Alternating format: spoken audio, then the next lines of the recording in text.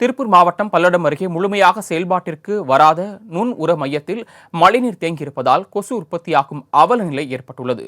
இதுகுறித்த கூடுதல் விவரங்களை செய்தியாளர் சாலமன் அபிஷேக் வழங்க கேட்கலாம். சாலமன் அபிஷேக், விவரங்கள்.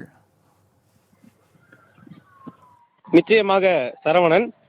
திருப்பூர் மாவட்டம் பல்லடம் தாராபுரம் சாலை மாதப்பூர் கிராமத்திற்கு உட்பட்ட பகுதியில் இந்த நுண் உரமையமானது 2019ஆம் ஆண்டு தூய்மை இந்தியா திட்டத்தின் கீழ் 68.50 லட்சம் மதிப்பீட்டில் கட்டப்பட்டது.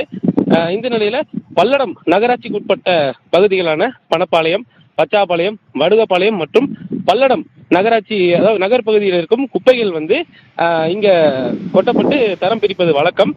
இந்த நிலையில தற்பொழுது பார்த்தோமேனால் இந்த வளாகத்தில், அதாவது இந்த நுண்ணுர மைய வளாகத்தில் மழை நீரானது தேங்கி இருக்கிறது. இதன் காரணமாக கொசுக்கள் உற்பத்தியாகும் சூழல் ஏற்பட்டுள்ளது. மேலும் அருகாமையில் உள்ள வீடுகளில் வசிப்போருக்கு டெங்கு அதுபோல தொற்று நோய் ஏற்படும் சூழலும் நிலவி வருகிறது. மேலும் அவ்வழியே செல்லும் வாகன ஓட்டிகள் துர்நாற்றம் வீசுவதன் காரணமாக மிகுந்த சிரமத்திற்கு உள்ளாகி வருகின்றனர். அதே போல இந்த கட்டிடமானது முழுமையாக செயல்பாட்டிற்கு வரவில்லை எனவும், மக்கும் மற்றும் மக்கா குப்பைகள் என 2 விதமாக தரம் பிரித்து இந்த நுண்ணுர மையத்தை செயல்பாட்டிற்கு கொண்டு வர வேண்டும் என்றும் அப்பகுதியினர் நகராட்சி நிர்வாகத்தை வலியுறுத்தி வருகின்றனர். தாங்கள் வழங்கிய தகவல்களுக்கு நன்றி சாலமன் அபிஷேக்.